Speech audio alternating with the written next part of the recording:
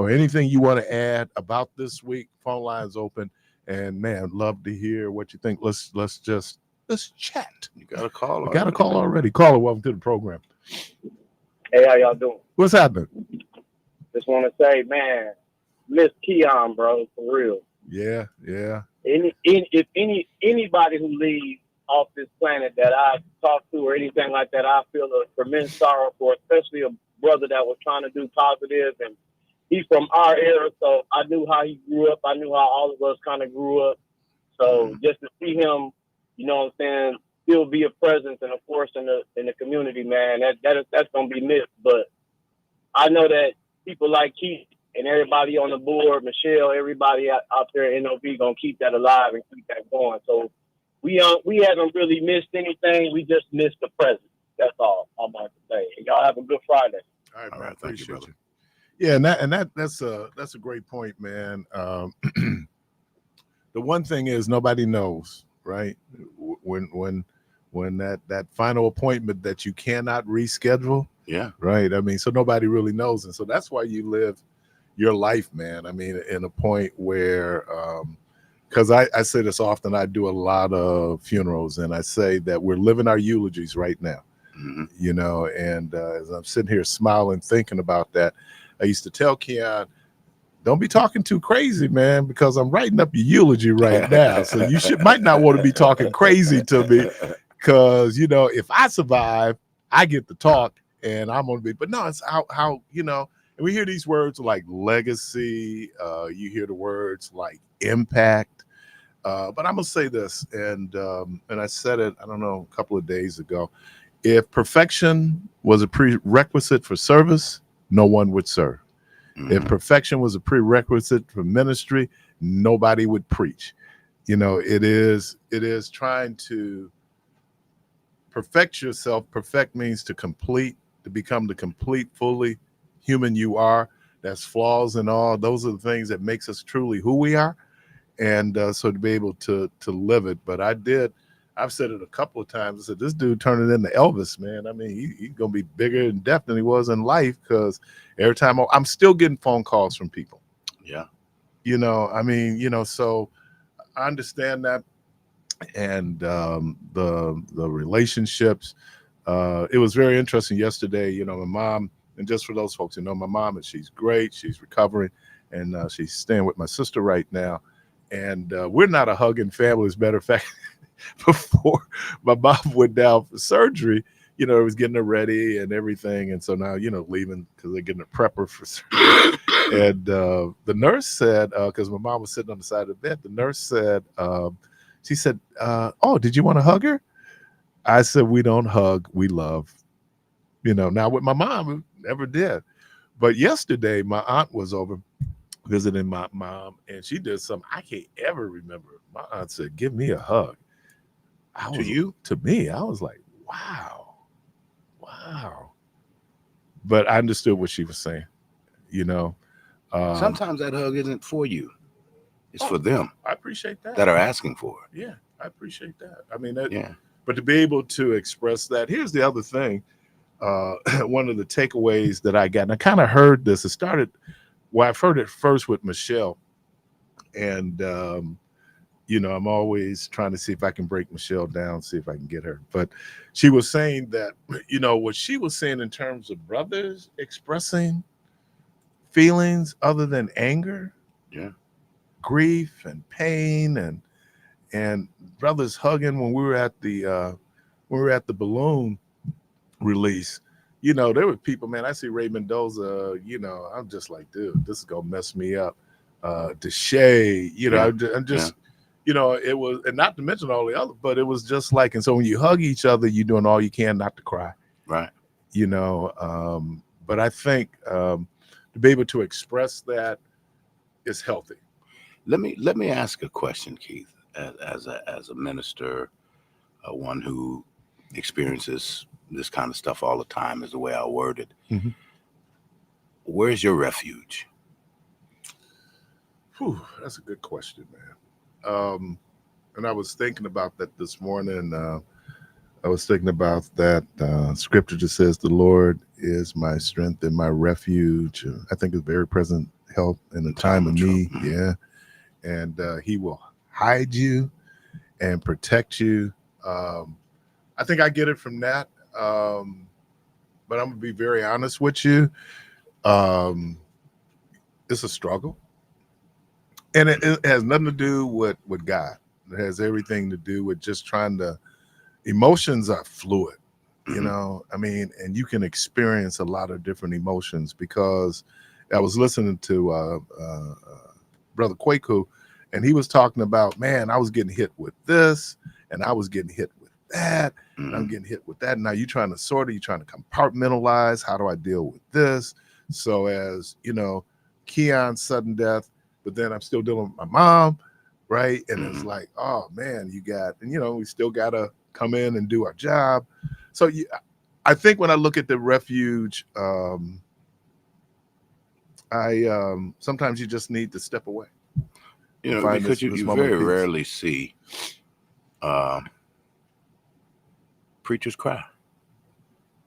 Is it something that they do in the back room and then before they come out publicly, or? My pastor jokes, he cries. My pastor, he jokes, say, yeah, I know I'm crying. But yeah, I think, oh man, it depends. Because you're human. You've got to have feelings towards. But you're supposed to be certain. You could have one of your favorite members of the church, good tither, been there, you know, family grew up there, what have you. It's got to hurt. Oh, it does hurt.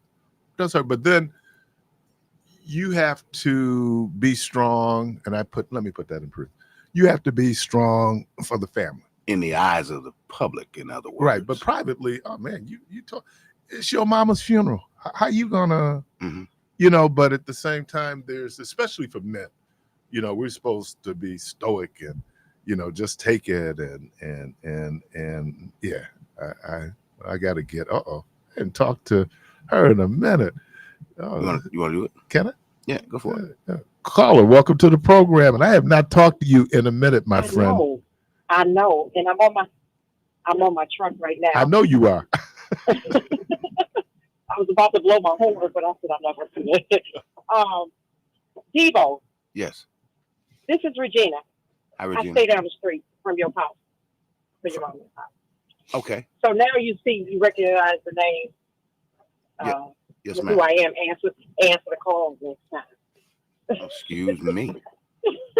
Go right ahead. But anyway, Keith, I can agree with you in regards to hugging. And I just want to tell you this quick story before I go in here. When I was about 26, 27 years old, I had gone into hospital for something was going on with my kidneys. Mm-hmm. And I come from a family that we don't hug.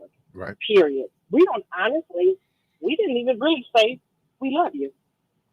But, baby, when I went in and my mother came to visit me and she told me she loved me and gave me a hug, I just knew I was dying. I knew something was. You knew you was on your way out of there. I knew Lord, I'm coming home. I knew something was going on. The nurse told her something that they ain't told me. There you go. There you go. There you go. So I understand. Oh my goodness. I knew. I was like, she knows something that I don't know. Oh boy, this ain't good. This ain't no good can come of this. Exactly. Hey, Regina, I had the stroke on Sunday. I went to work Monday, didn't know I had a stroke, right? So my blood pressure just went up, and now they got a call, the paramedics, and they come in, and she is now the chief commissioner, and she said, Keith, is there anything I can do? I said, stop looking like I'm gonna die. That's what you can do, because the look on your face got me scared over here now. So you know, but I understand that. I mean, you know, and it's something like you would think a colonoscopy is rare that people, if ever, die from that, but you always know that there's possibility, right? And so all these things going through your mind in terms of that. But yeah, I mean, when people got that look on their face where it's like, oh man, I remember I had gotten real sick and I went to work, and my good friend, Pastor Russell Yancey Sr., he looked at me, he said, dude, you sick. And it had really grasped, I had really grasped how sick I really was, Mhm.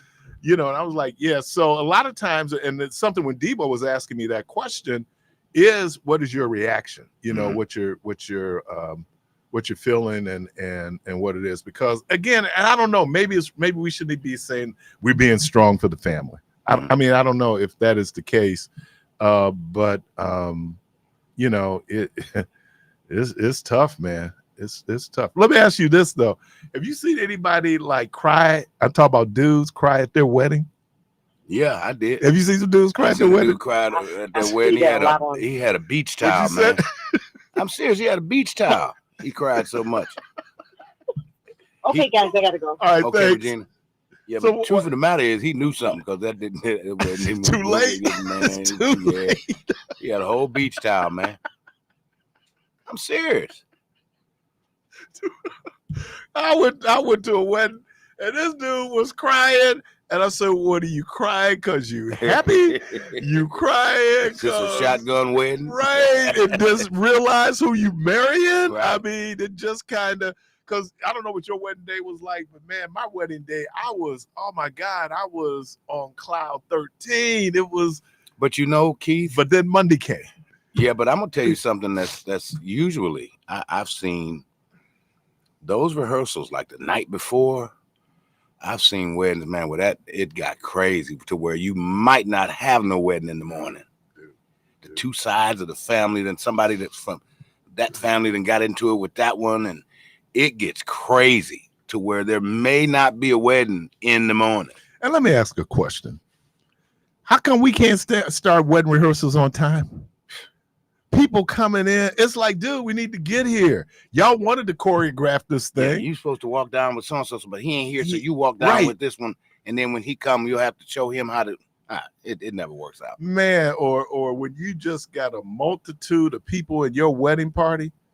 I mean, I saw one wedding, it took them longer to get in the church than the actual wedding. Yeah. It was just like, then you got people, they choreograph, they got steps, and man. But when I'm counseling people, if I'm performing their ceremony, I will tell them, you need to understand the difference between the wedding and the marriage. Wait a minute, I gotta tell you this one. A friend of mine, he spent big money. I ain't gonna call no names. He spent big money. Big old reception and everything, man. They dressed in white, and they left right from the reception and flew out to the honeymoon. And when they got back here Tuesday, he packed up. Now, just for a little context, they had been together for a minute, right? Yeah. Yeah, that's that when people say that there is no difference between living together and being married, I'm gonna tell you, materially there is a difference, because now Mr. Debo has a Mrs. Debo. Mm-hmm. And so Debo, you want to get up and leave, you get up and leave, but half of whatever's going on. No, I think you still got that timeline for annulment, right? Yeah, I don't know. Annulments, I guess they give them. And here's the problem. Annulments used to be that, people didn't consummate the relationship, which means they didn't have sex. Right. Many couples, when they get married, they didn't already had sex. Yeah. So then what does the annulment look like? You take your name back, and I take, I go about my business, you go about yours. Sometimes they ain't gonna give you your name back.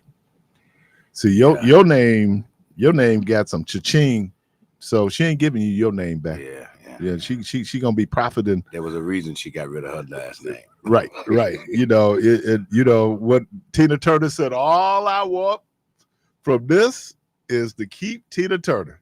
Right, because that ain't even her government name, so right. I want to be able to keep that. That's my brand. Mm-hmm. When what's her name? Marvin Winans' first wife, Vicky.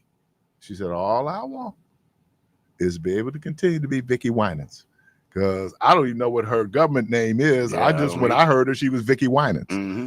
And so it means, so the difference when you living with somebody is that unless you got some things where you're sharing documents, you might be on the same lease, you might be on the same mortgage, you usually just get up and go.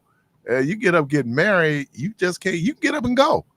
But remember, half of the liability is still on you. That's why that song, and this was before, what was it, Community Property States? Keeper to cheaper? Mm-hmm. Cheaper to keeper. Keeper Right. to cheaper. Yeah, Johnny Taylor. Johnny Taylor, Reverend Johnny Taylor. Mm-hmm. Yeah, man, but that he had 2 seminal hits. I mean, he had a lot, but these 2, Cheaper to Keeper and Disco Lady. Well, keep in mind, Disco Lady was written by Harvey Scales, Right. and Vance from here. Right. Van, yeah. Right. But got Taylor. He cut it. He cut it. He cut it. That made the record. I think if he had not have cut it, it's not to say that record would have even done the same as it did under him. Yeah. Like, I didn't realize that until the whole Trump thing that Isaac Hayes had wrote Hold On, I'm Coming. Sam and Dave, they did it, but Isaac Hayes wrote it. So his estate was saying don't use that, but they had no control over it because they don't own the publishing rights anymore. Right. So they licensed it. They could use whatever they want to use.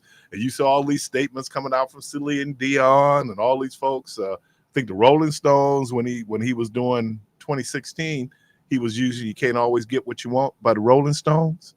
But yeah, man, you gotta.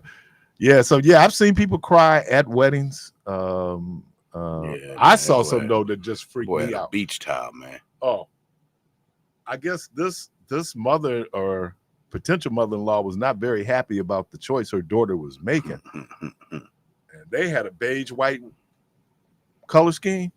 That woman came in all black. Damn. Yeah. You think she made a statement? Yeah, she was going like, oh, I think she feels a little strongly about this.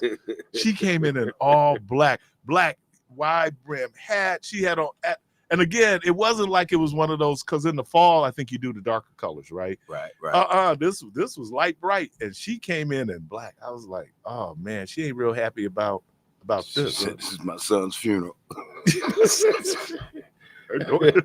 Wow. I'm giving him to her. Oh my God. So 414-444-5250, 414-444-5250. I've also done this other little sociological delineation. I love that. You hear that, Carter? Sociological delineation. Yeah, it's getting ready to get heavy too. Watch how heavy I get on this, Carter. There are ghetto weddings. And then one step up from a ghetto wedding is a hood wedding. That's a step up? That's a step up. So give me the difference between the two. Give me some examples of what would be ghetto versus hood. How did, was it rat? How did Keon describe it? Rat, what do you call it? Rat trapping. Ghetto is just what ghetto is, man. So you saying like the reception is at the auntie's house in the backyard, and they got that's red cups. Well, red cups. Anytime you're in the yard, you got to do red cups. I don't know why you would be doing anything but red cups. That's protocol. I mean, you could have nice plastic. Not in the backyard. Sure, you can. Oh man, I got to do red cups, man. No, I mean, you're questioning some of the bridal. the bridesmaid dresses. Yeah. Because I've seen, I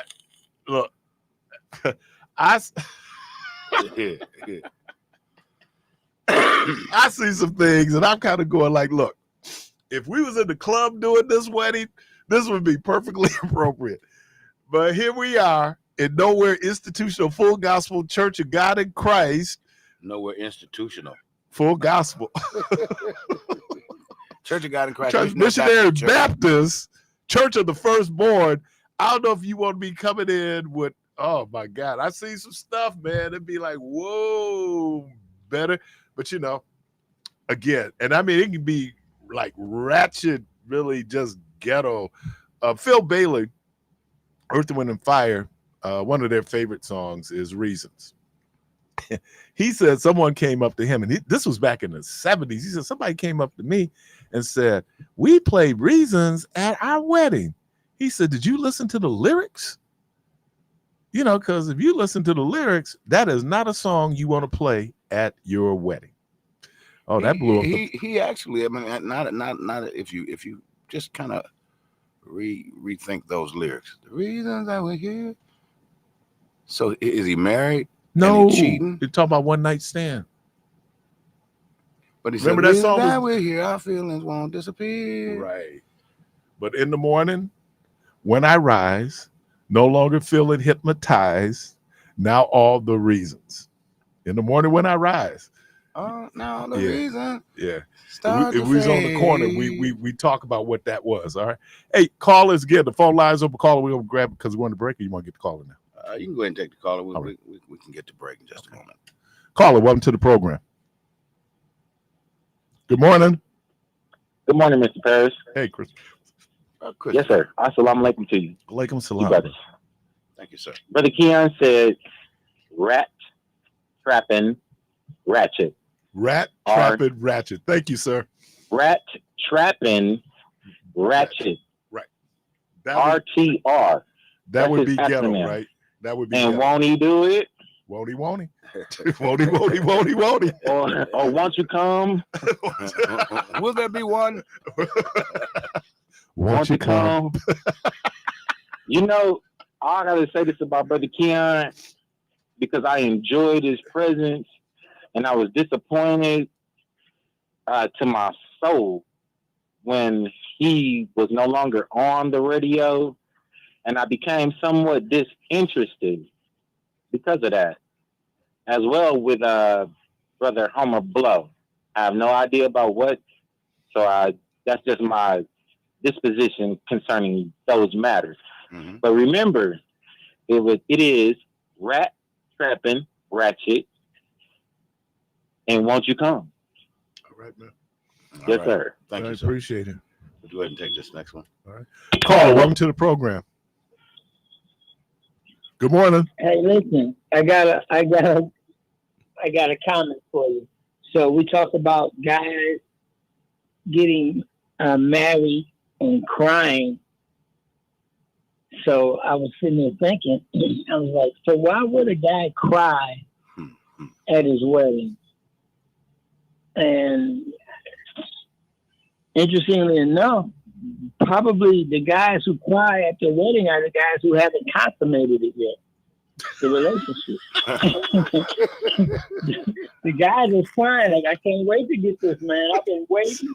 It's finally gonna happen. So, all of us that didn't cry, including myself, and you, Keith, and you, Debo, we did not cry at our wedding. We know why. Don't be put my business in the street. Yeah, don't be put mine out My there. business in the street. No, the brother who cried the beach towel. We know that brother has some pent up, some real pent up love. Some real pent up love. Crazy. Some real pent up, backed up love. Hey, Greg. Isn't that what we used to say? Your chest was heavy back in the day? See, I not only cried, I was looking at my watch. Hey, look, I not only cried, I was looking around at the kids at the wedding, at the kids. What are y'all doing making so much noise at our wedding? There's a guy, man. There's a guy. I played basketball with him down in Nashville, brother Harold Nero. Harold Nero was so cool. I love that brother. He took me in. Oh man, the whole piece. So I was over at his house. We were having dinner, and I was looking at his wedding pictures, and I had never seen this before, right? So his 6-year-old daughter is in the wedding picture.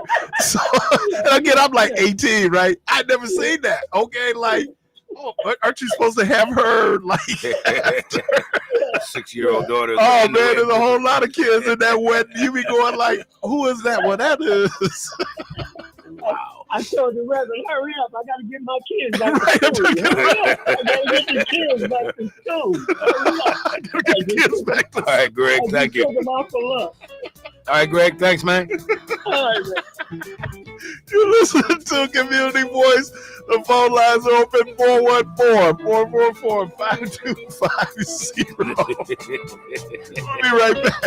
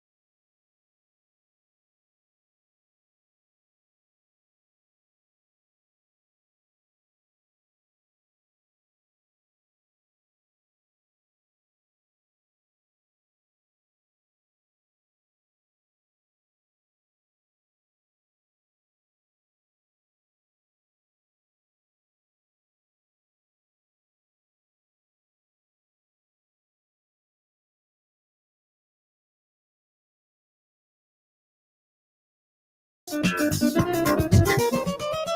right, welcome back. The phone lines are open 414-444-5250, 414-444-5250.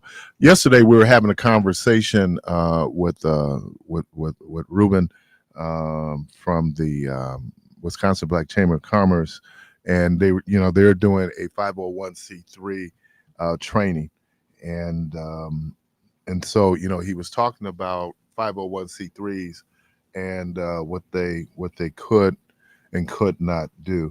So I went to the IRS. That's not the one I'm looking for. There you go. I went to the IRS website, and in this area under charities, churches, and politics. Yep. Okay. Let me do this because I was getting a little geeky with it yesterday. I'll get a little geeky today so people can kind of understand what we're doing, because because right now there's a lot of money being spent in this presidential campaign and by various groups. So let me just read. The ban on political campaign activities by charities and churches was created by Congress more than a half a century ago. The Internal Revenue Services administers the tax laws written by Congress and has enforcement authority over tax-exempt organizations. Here's some background information on the political campaign activity ban and the latest IRS enforcement statistics regarding the administration of this congressional ban. In 1954, remember I mentioned this, Congress approved an amendment by Senator Lyndon Johnson to prohibit 501c3 organizations, which included charities and churches, from engaging in any political campaign activities. To the extent Congress has revisited the ban over the years, it has in fact strengthened the ban. The most recent change came in 1987 when Congress amended the language to clarify that the prohibition also applies to statements opposing candidates. Currently, the law prohibits political activity by charities and churches by defining a 501c3 organization as one which does not participate in or intervene in, including publishing of or distributing of statements, any political campaign on behalf of or in opposition to any candidate for public office. And Keith, so, let me ask you a question in regards to that. So when we see certain politicians or what have you that are welcomed, if you will, into the pulpit to speak to the congregation, have you heard tell of, because you've been around it, where you don't allow certain people to come and speak? there have been, and I know there are pulpits that won't necessarily allow that, but I think what you will usually hear is that it is really open to any candidate if that's what their pulpit allows, right? Mm-hmm. But what you can't do now, I'm telling you, pastors and rabbis, and they dance up to the edge where they will say that I am not speaking for nowhere institutional. I'm just saying that I'm supporting Debo for president, right? There's a difference between that and nowhere institution as an institution, either opposing or supporting a candidate. So yeah, I mean, people, I mean, it's all the time. Because you hear them say, like, I can't tell you who to vote for. Right. I'll tell you But who I'm voting for. I'm going to vote for. But that's a form of intimidation too, though, isn't it? Well, there have been instances that I'm aware of where the pastor had a good relationship with the candidate, Mm-hmm. but the congregation wasn't feeling the candidate. Mm-hmm. So, and that's fraud. And I think I always talk about one of the pitfalls of partisan political involvement is that you can push up on your 501c3. Partisan being, I support the Democratic Party, I support the Socialist Party, I support the Republican Party. And we're talking specifically then about this partisan, because when we were talking on Election Central, Pastor Lewis and I were saying that though, and Pastor Shaw said the same thing, though they are politically involved, they are not partisan, right? So encouraging people to vote, registering people to vote. Can't tell you who to vote for, but I want you to vote. So that then becomes political, and it's also nonpartisan. The great danger is, and look, some of these folks are hoping that the IRS will come after them, and that's why the IRS won't go after them. But if you look at First Baptist Dallas, Pastor Jeffries will get up and basically say, we supporting Donald Trump, right? And there's a little thing that's going on right now. There's a group out running ads. It is Evangelicals Now for Harris. They were Evangelicals for Biden. And they're running an ad, and they use the picture of Billy Graham. And his son has gone after them saying, stop using their dad's image. He did say that his dad voted absentee for Donald Trump. He voted for him, his dad being Billy Graham. That is not surprising to me if you understand the history of Billy Graham and what it is in terms of white evangelicals in this country. But that is not surprising that they would use. I tell the very famous story, 1958, 1959. There's a crusade in Texas. Martin Luther King, by this point, is a rising star, certainly in religious circles, and he was invited to be part of the crusade. But there was an arch segregationist who was also part of that program. Dr. King went in private to Billy Graham saying, you should not have this guy on the program. If he is, I won't participate. Billy Graham said, no, I'm going to have this guy. So Dr. King then says, well, I won't be at your crusade. And you might want to do a little history of what Billy Graham and how Billy Graham Ministries got started, what they supported. But it's all part of this whole white evangelical movement, which is kind of separate, but it's also business. You know, the Republican Party used to be the party of business. It still is, but their tent got a little wider because they have brought in people like evangelicals. Evangelicals, when I was talking student minister, there were a lot of religious groups across the spectrum in the country who did not involve themselves in partisan politics. They didn't vote.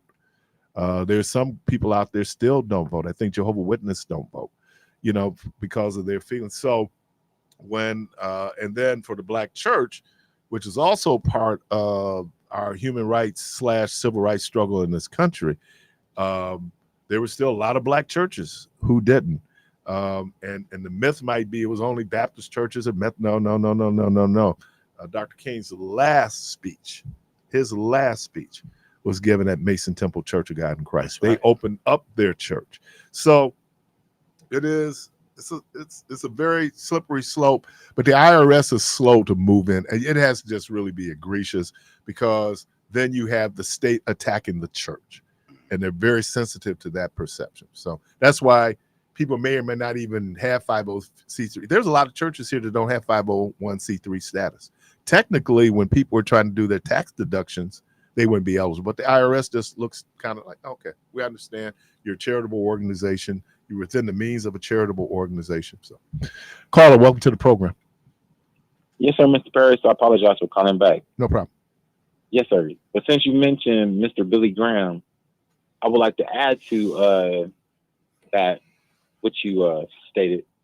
It was Billy Graham, the senior, who spoke to, it was President Nixon at that time. Yes.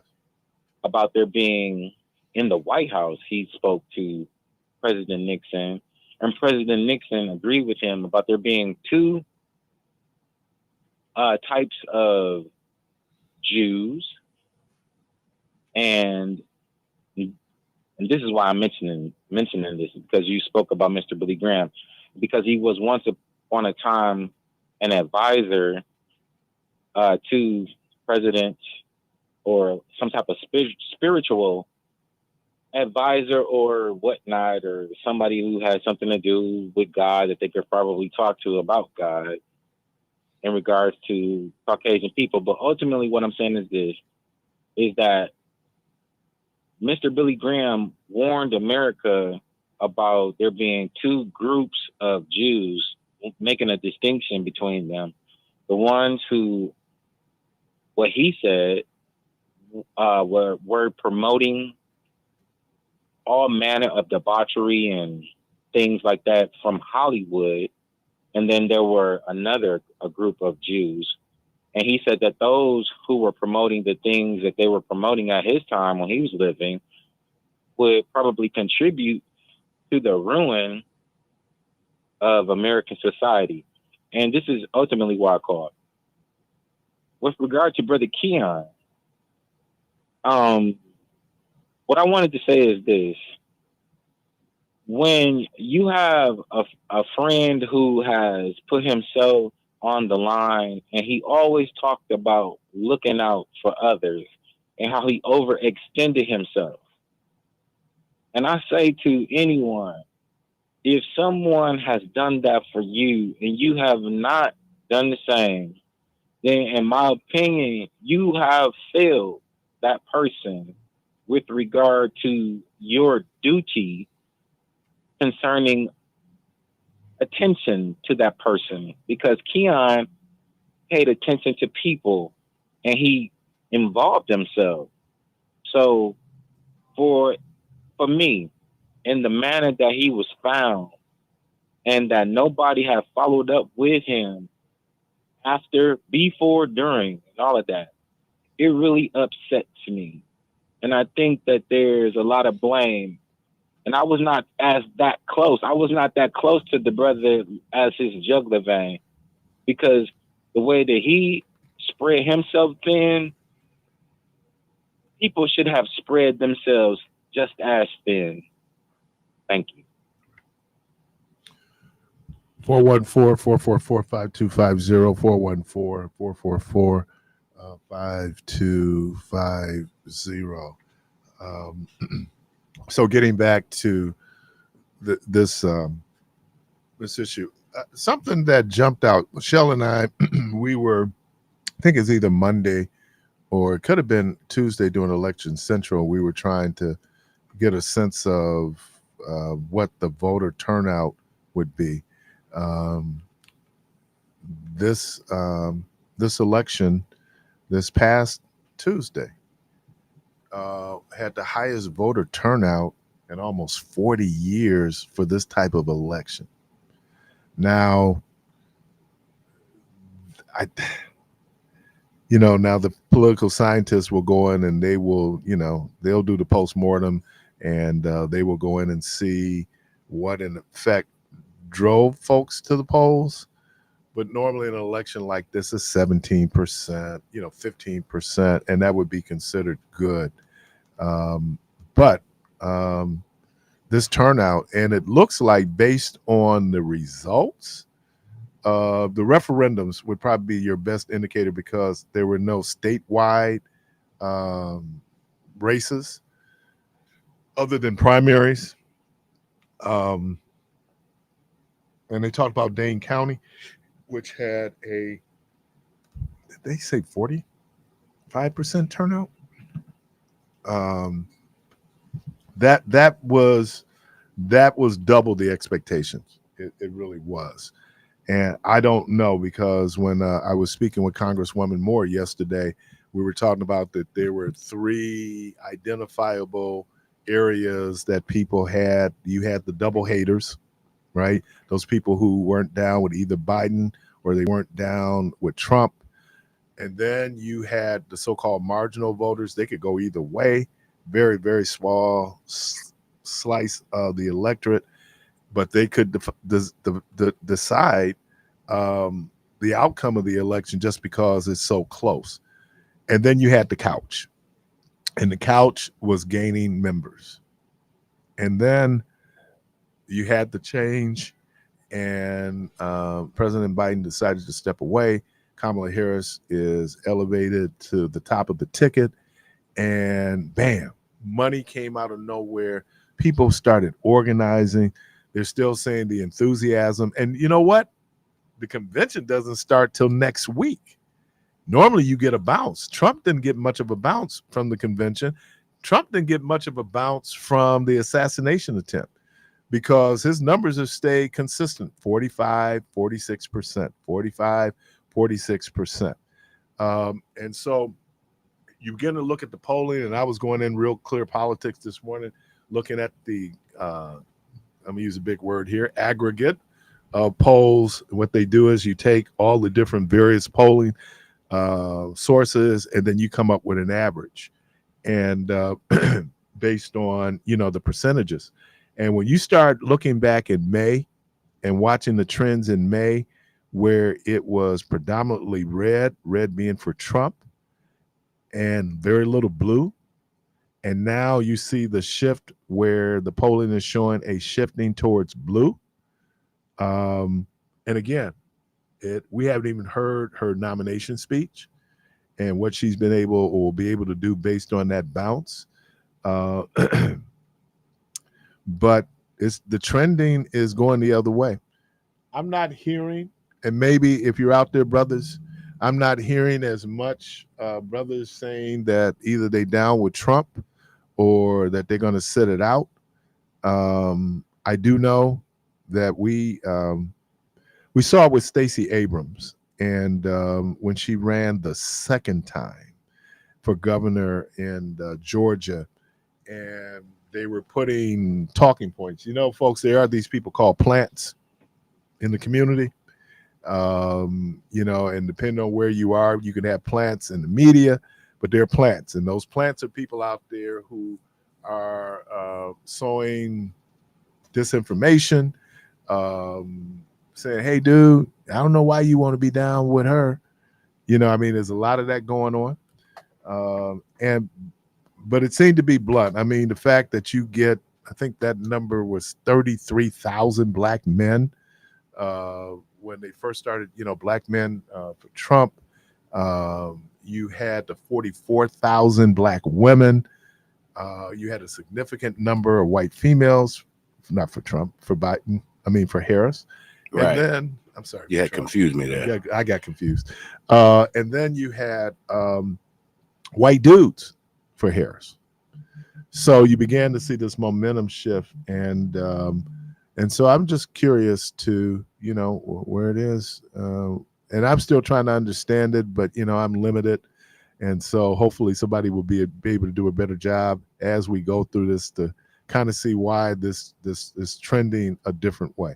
I know part of it was just that Joe Biden, it was tough. It was tough. And but let me compliment the Democratic Party, and let me compliment Kamala Harris for how they've handled this. I think they've handled it deftly in terms of making sure that his legacy is recognized, but understanding that we have to keep moving. And that's difficult a lot of times because there are feelings. And my understanding, he's still not speaking to Obama, and he's still not speaking to Pelosi, he being Biden. Caller, welcome to the program. Good morning, good morning, good morning. Good morning, sir. Who would vote for Trump as black anyway? Say that again, I didn't hear you. You have to be insane to vote for Trump if you're a black man, black woman, or black dog. Anybody that's black, that's dark-skinned, that's got a tan, that's a little white and top and a page on the bottom. It is crazy to think that you don't want that sick, insane person. Grandpa, he's another grandpa. He should be sitting at home in the rocking chair. Grandpas should not be running the country. Let's get rid of grandpa, send grandpa on home, and quit thinking about let's vote for grandpa. Grandpa done worked his years. He should retire. He shouldn't run nothing. He shouldn't run nothing but the vacuum cleaner at home. That's it. Give him the vacuum cleaner. Let him clean the carpet. No way in God's green earth should that man be president again. And they know it because they won't give a felon a job at McDonald's, but they'll let you be president. Whoa, what a country. It's a lot of Republicans who have your exact same sentiments. Yeah. Did you see that, Keith? You know, they're taking over. Yeah, Gumbo Valley, he back up and running, man. He got a nice. Oh, that was the food guy truck. that had his Yeah, truck. that- Okay. Yeah. Okay. Yeah, looks good, doesn't it? It makes you wonder, though, don't it? Yeah. How you can put forth an effort to put a man that's want to touch the cootie cat and all that, and be disrespectful to women, and y'all want him to be president? Come on. What happened to the clean cut guy with the suit on instead of the jerk? Only in America. Only in America. And Don King is a big supporter of Donald Trump. Well, you know what Don King is. Yeah. You see his hair, don't you? Money, oh Oh, honey. money, yeah. Let me. He's scared he's gonna lose his money that he's been taking from boxers for years. Yeah. So, Let me do this. A listener in Texas just sent me this. It says, "Keep my sincere condolences to you, the WNOV family, Milwaukee, and Keon Jackson Malone's family. It came as a shock when my sister told me about his untimely transition. He will be truly missed." And this brother is from here, moved to Texas. We talk from time to time. But yeah, so thank you, man, and certainly, if families listening, we can express this. So thank you. Appreciate you, man. yeah, appreciate y'all too. All right. Want to take this last call before we go to break? Yes, sir. Caller, welcome to the program. Hey, it's John. How you doing? Hey, John, how you doing, man? Oh, John, you're gonna have to be short today. I sure will. You want to hold through the break, Chris John? got a problem. John, you want to hold through the break? Problem. John, No. John, do you want to hold through the break? Yeah, I'll hold. Okay, hold the line, please. About 5 minutes, couple minutes. Okay. That is long wind, John, right? Yeah, that's East Side. That's East Side. That's EJ. That's long wind, John. You're talking to you, cut him off. Oh man. You're inside Community Voice. It's Friday, Free Flow Friday. Anything we miss, anything's on your mind. Phone lines are open. 414-444-5250. 414-444-5250. We're going to take a break. We'll be right back.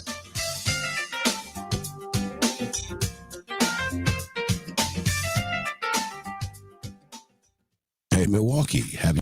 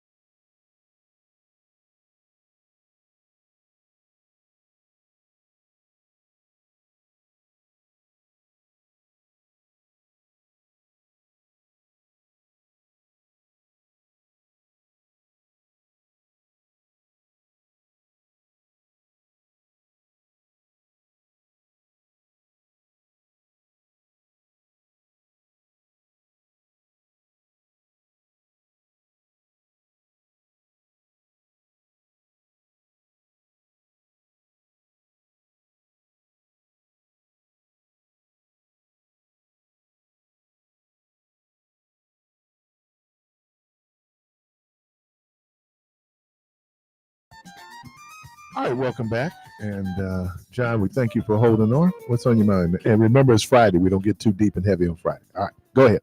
All right, I'm following Christopher. You know I got a call because I caught him as he was finishing up with his corruption, Jewish corruption of Hollywood. And it's amazing how a person can be so obsessed with Jews. I got both of them in my blood, Arabs and Jews. It's very little, even Ashkenazics, very, very, very little. It's like one is 21%, one is 19%. I mean, this is seriously a lot less romantic and a lot less, like when they say anticlimactic, it isn't as big of a deal as any of us thought. And I'm just being, after half a dozen different companies, including that, all of us, that one that you told us about, the government one, with 23andMe, Living DNA, Home DNA, all kinds of Ancestry.com and Family Tree, which did the genographics. So I'm really, really like a hop, skip, and a jump away from being Arab and white and North African. But John, the whole thing. So John, go ahead. Yeah, go ahead. No, I was going to say, though, and I was going to respond to Christopher. I didn't get a chance to. Yeah. Richard Nixon was an anti-Semite.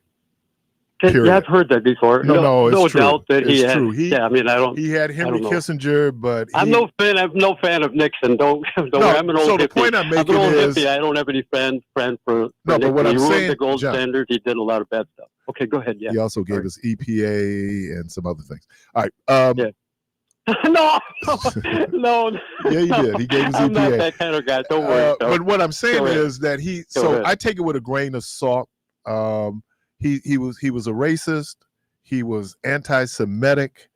He screwed up on Jackie Robinson. He screwed up. Jackie Robinson came to see him, and he didn't call back or something. That was really sad. Oh, James Brown, where he promised James Brown he was going to do something, and that was the famous because James Brown and Sammy Davis really called it in the black community for their support of Richard Nixon. Now, James Brown said his support of Richard Nixon had everything to do with business, and he just felt that he was just better for business. And I'm thinking, but no, and then Jackie Robinson was a lifelong Republican. A lot of people miss that. A lot of black folks were Republicans until maybe FDR, and you began to see, in the South, when black folks were really getting the franchise to vote, that they would vote Democratic. I think it was Jackie Robinson. What was the guy that was the runner? Who was the runner in the Nazi Olympics? Jesse Owens. I don't think it was him. I was trying to figure out if it was him or Jackie. Well, Jesse Owens but it was too. Really sad story when Nixon didn't return his call. Something as simple as that. Didn't return his call. And Nixon was a little arm's distance with Elvis too. Oh God. I never thought. Well, see, he's not racist then. So what I'm saying is you always have to consider the source of the critique. And so if it's Richard Nixon and Billy Graham making that critique, because I want to say that Billy Graham was anti-Semitic. And if he wasn't anti-Semitic, he was a white supremacist. And white supremacists have a very dim view of Jewish people.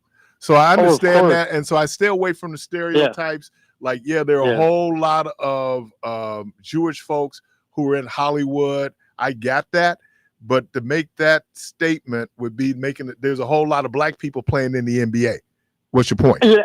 Okay. I mean, so what I'm saying is that, you might have someone who, for whatever reasons, are involved with certain industries or certain things. Yes. And then it gets into that whole idea with supported the programs in Europe where, you were talking about, what was it, the cabal, and you had this Jewish conspiracy. I don't buy any of that. I just think I know you don't. That it don't. I know you don't, Keith. I know you don't. And I'm just saying, so when people, again, the critique is just a critique, but I consider the source of the critique and what it was. But if you listen to the Nixon tapes, it was obvious that Nixon didn't have great love for Jewish people. Now, was B.B. Rebozo, was he Jewish? I can't remember. I think he was Greek. Who knows? But what I'm saying is, and Nixon was his main Jewish guy. I'm sorry, Kissinger was his main. And he Jewish would guy. talk about Kissinger like a dog behind his back. Really? He was, so. Oh, really? Yeah, I mean it. So you got to consider the source. You got to consider the time. And I push back on any time that we will characterize any group of people on a whole scale. It is just not right. Whether you're going after Arabs, whether you're going. So that when you're listening to Donald Trump, for example, talking about illegal immigrants, he's not talking about the people who might come from Europe who overstay their visas, the people coming from Canada who overstay their visas. He knows exactly what he's doing. It's a dog whistle. So you think that the people who are crossing the border are Mexicans and descendants of Africans? No, there's a whole lot of folks, but the pictures that Fox will put up will be dark people. And again, the number one immigration, not issue that we deal with in terms of this is people who come on legitimate visas and overstay their visas. That is a significant number of people. So people are not having this nuanced conversation about illegal immigration, right? So what you do is you get xenophobic and you go in, xenophobic being, it's us and we need to close the borders. And if that's the case, if we would have closed the borders when Trump's grandfather came from Germany, I understand. It's like in World War II when they wouldn't let Jews anywhere. Nobody let them in. Right. Nobody. Canada didn't. Australia didn't. Nobody did. So nobody did. You can criticize Zionism, but nobody else let them in. Which probably even more made the argument for the Jewish homeland because of the collected guilt and that inaction. 2,000 years of it. It's like, oh my God. Oh man, it's amazing because that justifies any individual excesses. Right, and you get where again, I went to Catholic schools. And in the prior, was it as bad as people say? No. Was it as bad as people say? And I was a Protestant at a Catholic school, so. But the point I was getting ready to make was that you would hear this, that Jews killed Christ, that Jews in the Catholic school, killed Christ. That was part of it. It was part of the anti-Semitism of Catholicism. Right until the 1960s, right? Right. It wasn't until the Vatican II or something like that, when they changed it. And then apologize for the anti-Semitism that has been, the church is about 1,700 years old, little give. Something like, since Constantine. Like so all I'm saying is that I understand it should not be based on that. And then those of us who are part of a maligned, marginalized group of people should be real sensitive to that. Are there some people, now we want to have an argument about the legitimacy of Zionism? That's a different discussion than saying that Jews are depraved people. I mean, you wouldn't talk about Hollywood being full of, that kind of talk. It's just like saying blacks are a bunch of rapists. And here's the other part of Hollywood that people from time to time will attack, and they're doing it in kind of a veiled way. The number of gay people who have enormous power in Hollywood. Right? I actually had a Republican guy tell me, he said, where's the number one gay vacation spot? Tel Aviv. And I thought, you can't be talking like that, you fool. I said, he goes for the double. So he's going to be homophobic and anti-Semitic. Why'd you single it out? I said, why'd you single it out? And then you start talking about the Federal Reserve Board. I said, man, you're the kind of guy that makes the Republicans look horrible. And I understand because there are ethnic rivalries out here. Everybody's seriously, all these squirrels out here trying to get nuts. So I understand that. I never thought of that. But I'm going to go in and is what we do. And again, I'm doing this at 35,000 feet. I'm sorry. A jealous white man, right? A jealous white man of the Jew. I think anti-Semitism, as you said, has been in the world for a long, long time. And who coined it? You know who coined the word? Approximately. I didn't mean to interrupt you. Sorry. Go on. Just dawned on me. The guy in the 1800s, he coined it specifically to say, we don't just hate you because of your religion. That's a given. We've been arguing with that for 1,700 years. So he said, this guy Wilhelm Marr, a German guy, and he said, we hate you because of your ethnicity. In other words, Semitic was just a language family, but the Germans were real hip to all that scientific, anthropology in their minds. From good to bad, they were not all equally evil men. Some of them were pretty decent linguists. So then this dude and his little clan of so-called intellectuals, he gets up there and he says, I hate Hamido Semitic people. or Afroasiatic. The name was interspersed with Afroasiatic. So I hate you because you're Afroasiatic. We don't care how much in fact, we don't want you mixing with our white women. We don't like you. We don't care how white you look because you've had 2,000 years of mixing. We never wanted you to mix. So we don't like you because you're Afroasiatic. In other words, you're an Ethiopian. We don't like Abyssinians. We don't like Cushitic people. We don't like Semitic people. You go back where you came from. Stay out of our hair. Get going. That was this anti-Semitic. He said, because it's not just religion. We want you out of here because we don't like your race. Well, I think it's, but you know who also caught, I got to go, John, but you know who also, where people have a strong reaction in this country? Mormons. Yes. Mormons. Oh God, yeah. Yeah. And in a lot of ways, they equate Mormons to being Jews. They deal with themselves in terms of their business, their community, So anyway, man, appreciate you. Let me get this next caller, John. Thank you, man. Okay, thanks. Caller, welcome to the program. Hey, good morning, Keith. Good morning, Debo. Good morning, Carvey. This is Terry Westmoreland. I just want to express my condolences on behalf of the Westmoreland family, to his family, to the WNOV family, to Milwaukee, and to the world. Because Keon Jackson Malone most definitely made this world a better place to live in. Through my calls over the years to WNOV, Keon and I became very good friends, and I appreciated him. He made me feel special, like he has made many feel special. I had the opportunity to spend some time with Keon on his birthday, and this guy will be greatly missed. And, I will wake up every morning on Friday, especially on Friday, to listen to the Man Show. And he's going to be deeply missed. Thank you. Appreciate you. Thank you, Brother Westmoreland. Now, me and DJ did have some complaints about the Friday Man Show. Not so much the show. That we loved the content and the quality of the show.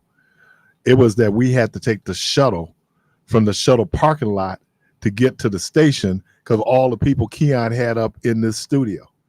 Yeah, you park on the next block. I'm on the next block. You got all these folks up in here. We come in here going like, dude, man, why Deshae, Ray Mendoza, you name them. Right.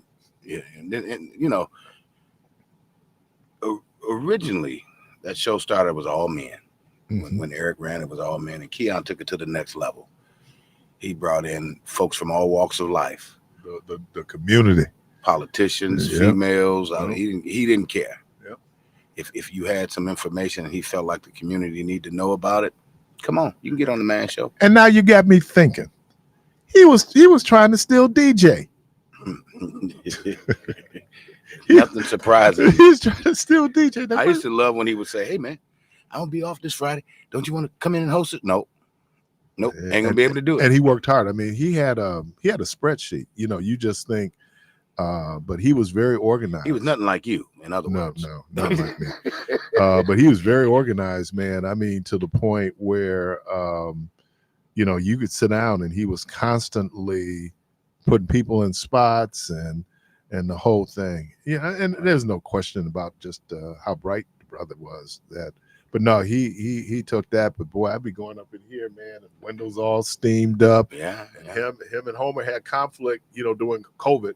Right. Because he was pushing the limit in terms of number of people up in the studio. So it'd be like, yeah, man. But you know what?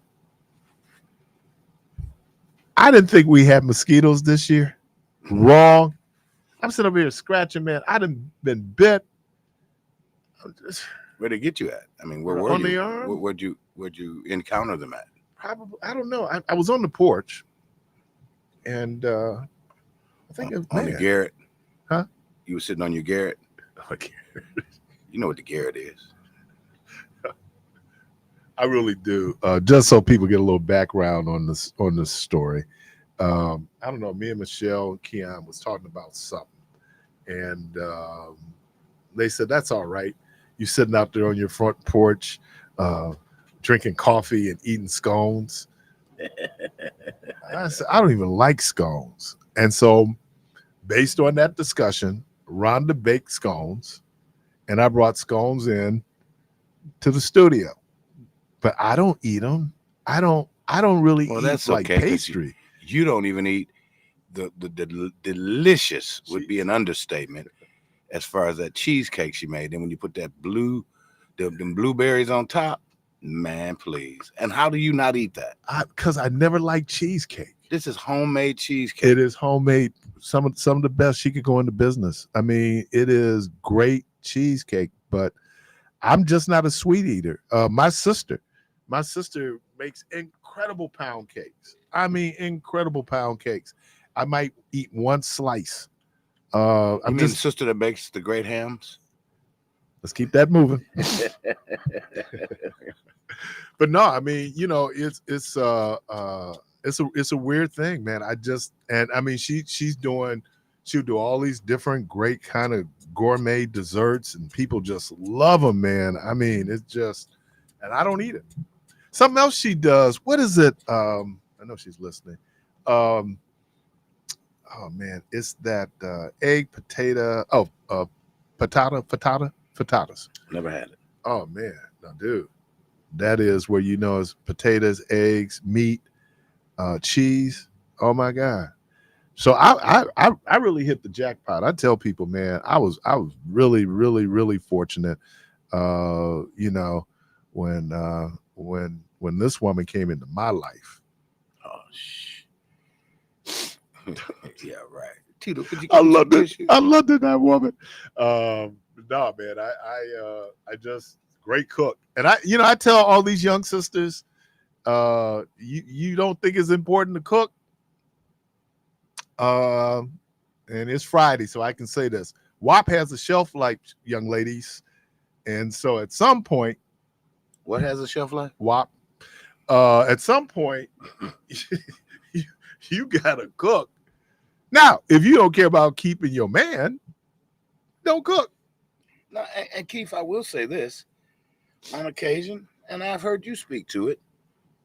We get in there and we cook. You know, I got dishes that I love to make that she loves to eat. So I'll go in and well, today I'm gonna make my famous woo woo woo. Okay. Or okay, we're gonna do rib tips. I love today. this. Your famous. Yeah. Famous Amos just died, right? Yeah, this is a different one. Famous one though. It's a different famous one. You know what is your famous one? When you start saying when I said, hey, Debo, how do you do your ribs? And you'll start off, and here's the indicator that this is really a special dish. You'll say, I'll take my ribs, and when you start saying my, and then I take my. Keith, I'll tell you something, man. If you wanna, I can't tell you all that. I'm gonna keep that to myself. Secrets. Yeah. Secrets. People have asked, hey, what is the secret to your sloppy joes? I said, I'd have to kill you. It's like Kentucky Fried Chicken. You know, that recipe is guarded. Either my taste buds have changed or they didn't alter that original recipe. Yeah, I think I had it a couple 3 weeks ago, and it was not the same. Yeah, and a lot of that, you have to count for taste buds. As you get older, it's really amazing how when you're a kid, how pedestrian your taste buds is.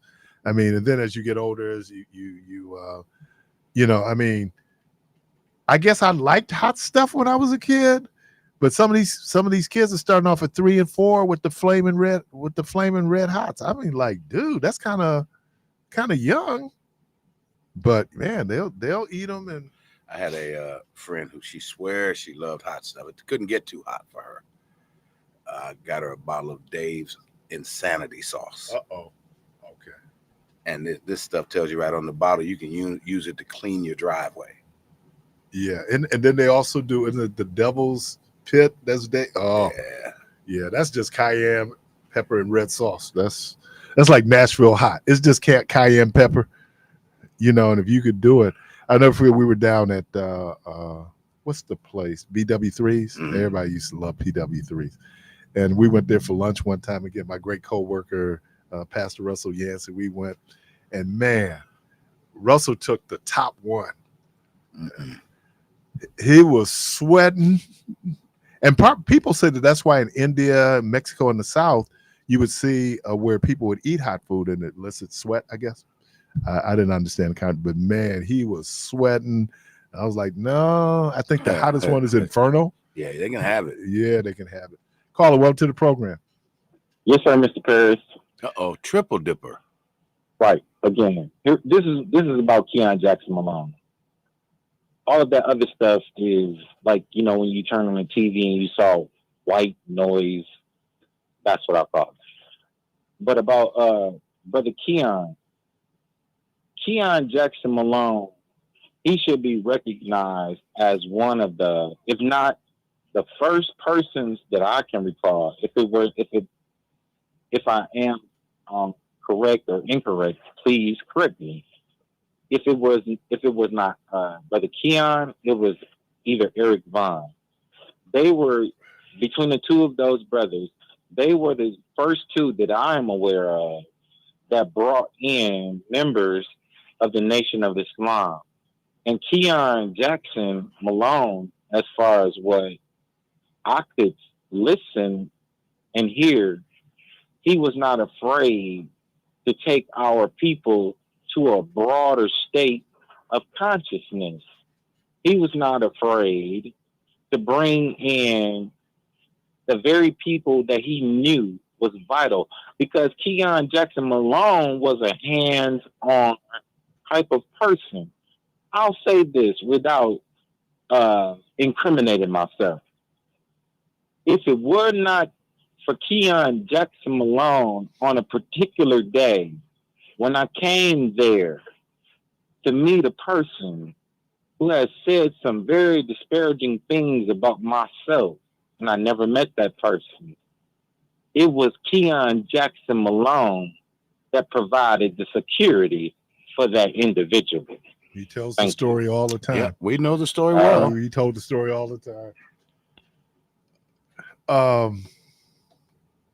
Let me say, I was a student minister, and I saw student minister William Muhammad at the Bloom release for Keon on Wednesday, and I really thanked him. But when we were in the studio talking, he was talking about how he would come for, him and Eric, and it started at WMCS. Right. And I reminded him, I said, well, brother, I met you because my mom had you on WGLB. And more than once, my mom had him on WGLB.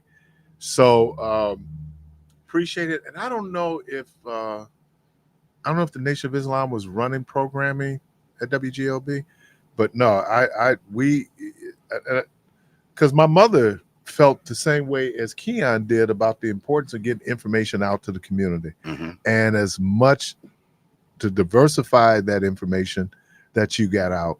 So yeah, but I told him that's where I first met you, brother. We were there, my mom's program. She came in.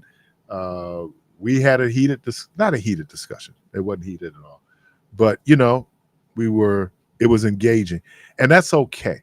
That's okay. That gets us to, and people think it's a bad word, but it really isn't, especially when you're talking about community, building the beloved community. It gets us to compromise. We find out those things that we can agree on that are to benefit our people. And so you got to have, and not act as if, and there are a lot of people, and I know a lot of Black Christian folks who are very intimidated by the Nation of Islam. I pointed out to a student minister that we lived on 4th Street between Wright and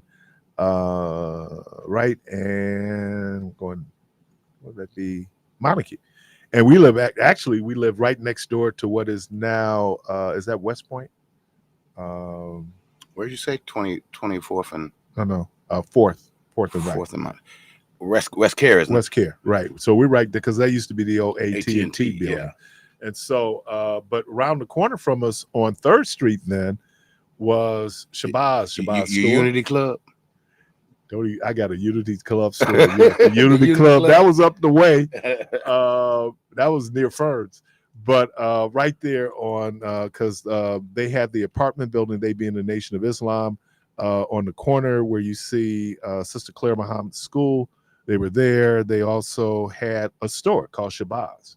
And so we were exposed to the Nation of Islam when I was like 7, 8 years old. And then I pointed out to him that my mother allowed me, Mr. Larry Gross, who was a teacher at Parkman, allowed us to go to hear the Honorable Elijah Muhammad in Chicago at the Savior's Day at Southside Armory. I'll never forget it. It was just incredible. So understanding this, but look, I'm ecumenical. God is not a Christian. God is not a Jew. God is not a Muslim. God is not a Buddhist. And that's hard for some of us to understand. Religion is for us. God supersedes religion. Caller, welcome to the program. Hey, I had to call back because I was curious on why we think that people are going to understand. What happened?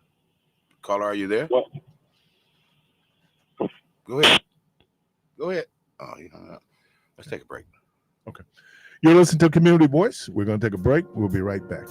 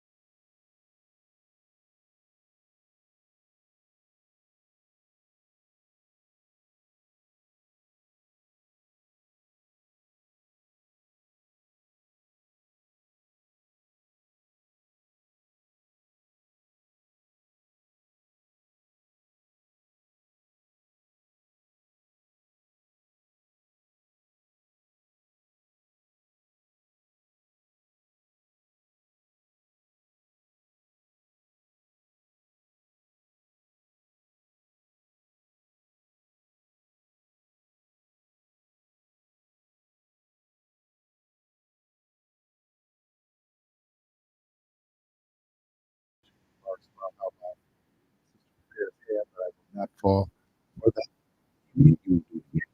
Never again. Please do this coming Sunday at the Zion Missionary Baptist Church. Sister Francine Staff will be speaker for Women's Day. Our services start at 10, right on the corner of campus. So again, this coming Sunday, I think there's something that will be the morning speaker for Women's Day.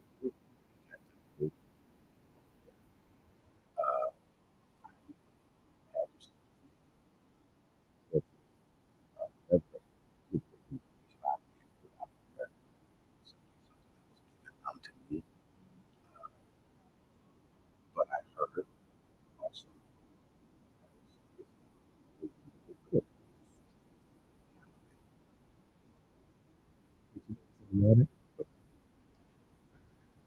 After I'd set up, get this open, I did some hair and dried it up just like you did.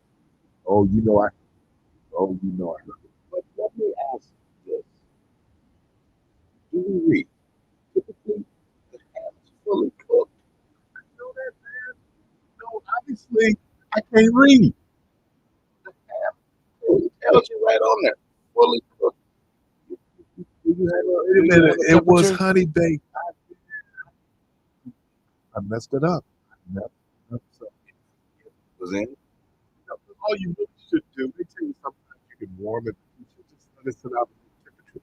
And it'll be fine. It'll be fine.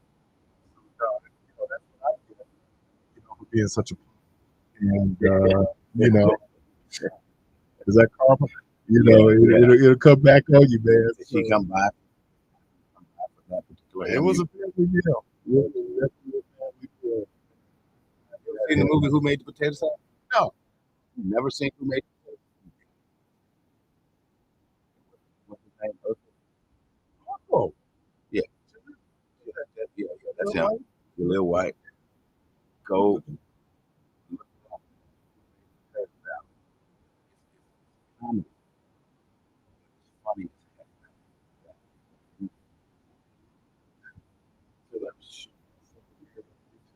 Sounds pretty good. That'll be a 2-day delay. Oh man, it'd be like they still. What was it? Election Central. We had something delay here. The show's out here after 5 minutes of her interview. Yeah. So it could be phone lines open, y'all. Phone lines are open. 414-444-5250, 414-444-5250. Let me do this. Let me give you correct information. Talk about the voter turnout. The unofficial voter turnout for last Tuesday's primary was over 26%. This turnout Wisconsin election on August 13th was the highest in 60 years, 1964, based on unofficial results. Over 26% of the state's voting age population cast votes. Big turnout in Greene County. They said the city of Madison, a Democratic stronghold, 45% turnout. The highest partisan turnout in these 40 years, furthest back to put office. Just over 1.2 million people voted, cast their votes on ballots. And when you were looking at the results, you could see that they were higher than normally you would get. This is, and again, I don't know if this is a trend. I don't know if this is a blip. I don't know if this is aberration. I think it did. I was surprised that first of all, the margin of victory, 57% of people voted disapprove of that particular amendment. Here's one thing that Republicans are not going to do. I think the state Supreme Court will resolve the issue in Wisconsin. But until there's a change in that Supreme Court, they're not going to offer a referendum, a binding referendum as it relates to a constitutional right for one particular portion. So, because they just know the numbers are not. If you have a state like Kansas, which is red, I'm talking deep red, and we have a law in the books that allowed abortions in Kansas, which is very interesting. And when after the Dobbs decision, they asked the question, should that law be amended or struck from the Constitution in Kansas? And it was like 57% of people voted said no. And I think there was a disconnect. And part of this is just, this is true. Progress is being made when we get to these things where issues of privacy should be respected, issues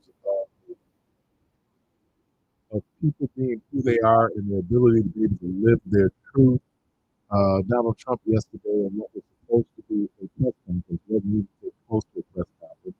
He went up and harassed for like 1 hour, one straight hour, free flow nonsense, lies, yes, I mean, you name it.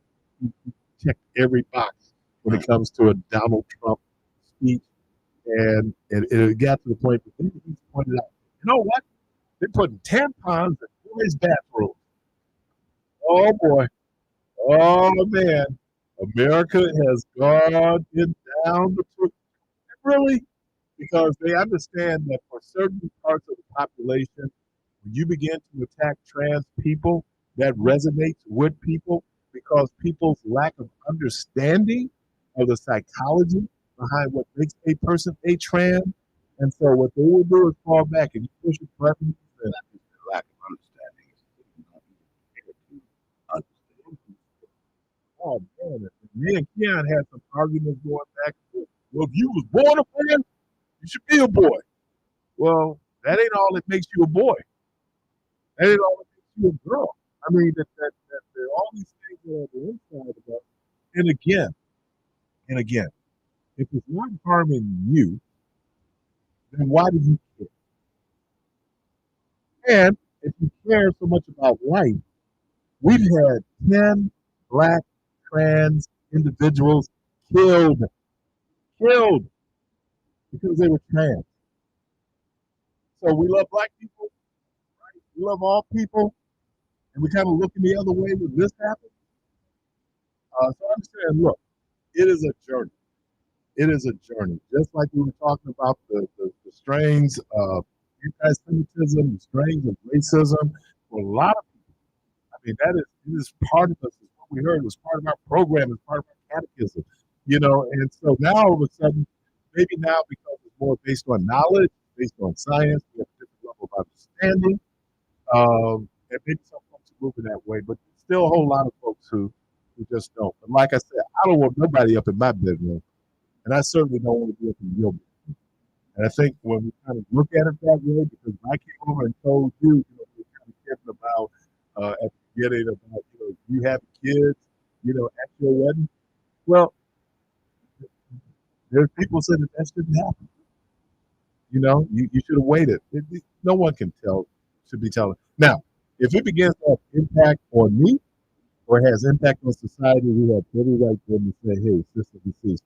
But if a person's just publicly expressing themselves, I got to see it. They got to see you too. So. There are a lot of people now in religion who are very homophobic. Religion has helped. Religion, not at all.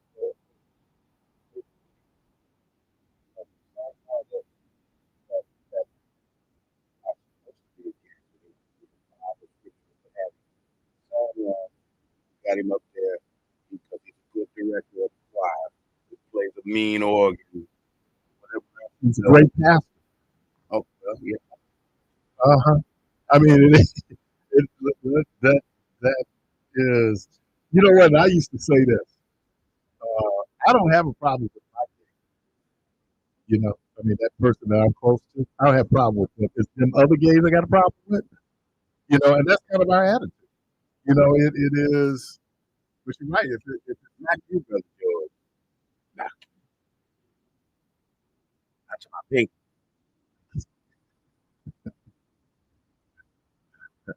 all of what's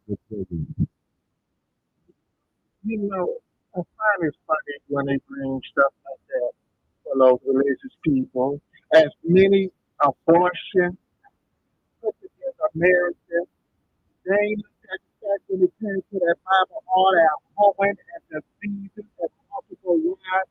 Everybody under that they got clean up and got down there at the health department with the disease, and they want to talk about people what they doing in their bedroom when some did not get married until they found out they were thinking something breast or when they was in the camp still playing out.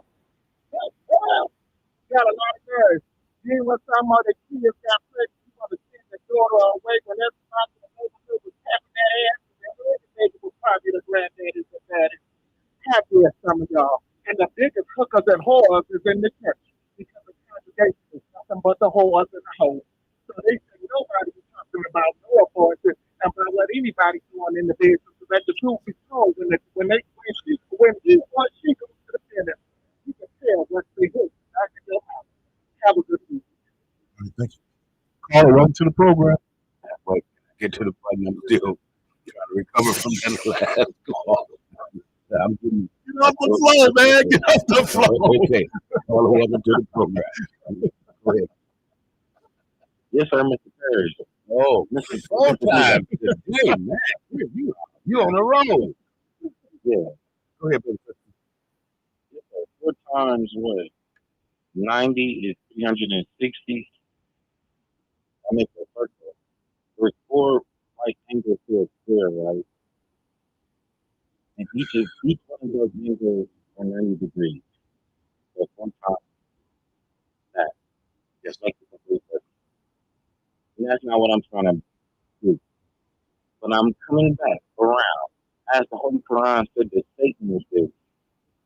He would come from before, from behind, from the left, and from the right. And in your straight path. That's what Satan, Iblis, Yaqub, told Allah that he would do. That he would make everyone turn. He will make everyone, Allah of the righteous, turn away from Allah. He will come in their straight path to corrupt, to deceive, to mislead, to misguide. And what is going on? And over the airwaves, the most honorable Elijah Muhammad said that the airwaves are sacred. Mr. Parris is a man of the clergy, and there is, or there are, a chapter or chapters about people of yourself in the book, The Message to the Black Man in America, about how and what your duty is, and how you have been almost derelict because you are contributing to the confusion that exists and that is the prevailing mentality. What confusion are you talking about? To our people and our construction. What confusion are you talking about? The wages of sin. Okay, I'm still getting back to confusion. What confusion are you talking about? To act as if when you do not correct inordinate behavior, when you do not tell people in the best way as a shepherd, because you are a part of the first church, there's 7 churches, and you're going to be charged. Okay, all right, Christopher, I got to go back. I got another caller. Yes, sir. That's a judgment. Read your Bible. That's a judgment. And for people to condemn people because of behavior that they say, well, the Bible said it was wrong. The Bible said you're not supposed to eat lobster. They ain't stopping none of y'all from going up to Red Lobster. So it is based on whatever it is. If you don't think it's right for you, then don't do it. But I'm not in a position where I can condemn someone for doing something that I don't do. And again, if it's not causing harm, then what are we talking about? Oh, welcome to the program. Hey, good afternoon. Good morning. Back to back. What's up? I ain't called in all week. No. We talked about I know where you get ready to go. So. No, where I'm going. You see? Oh. Okay, well, listen. I've heard all of that stuff. What stuff? Be specific. What's that? Well, you know, you talked about the president, the guy that's running for president, Donald Trump, talking about the tampons going into the male bathroom. Mm-hmm. Well, that's just accommodate women that are transgender themselves into men. See, I don't care how a girl, how baggy her clothes might be, how many crotches she eat up or beat up. She will have her every month to remind her she is.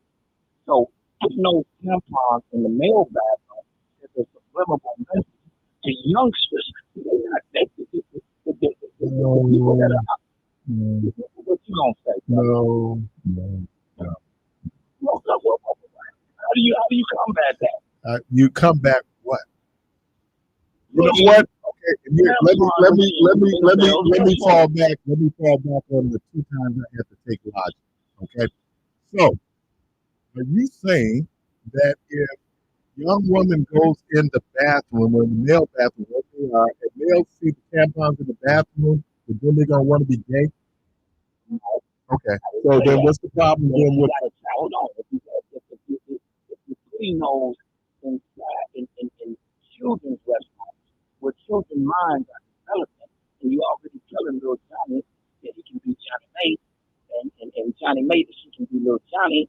Before they put the tampons in there, little Johnny was becoming Johnny May. It's science, man. This is what it's science. It's science. Brother. So that means I can take my child because he moved around at 7 years old, putting on his mama's boots and shoes right around the house, and then then identify him as being a female and have him castrated. No, where does the logic come in? No, but that is the logic. The logic is that this is primarily, there are exceptions. This is primarily biology. We don't accept the biology. You know, the thing that makes you straight is biology. The thing that makes me straight is biology, not how I'm thinking. Part of how I'm thinking now, can it impact how I think? Okay, it does. Where's the if you know there's no repercussion? I'm going up in this man's backside or jumping on this. My wife and I, hold on, wait a minute. My wife and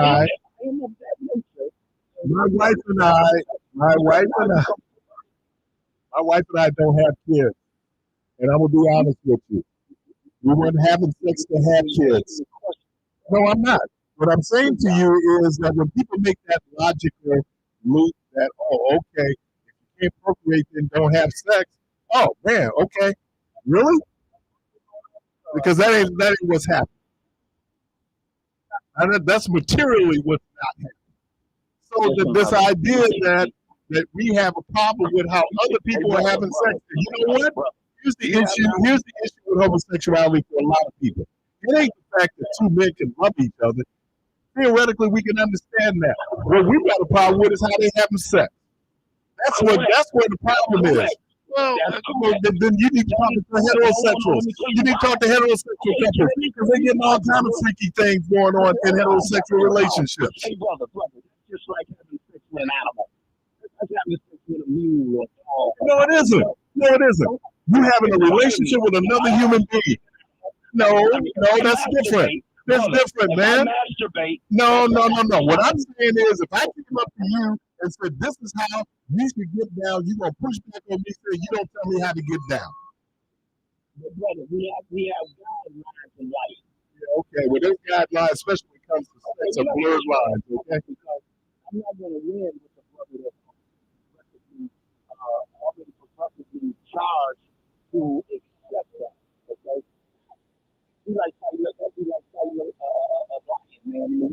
I'm just saying, if y'all want to, I'm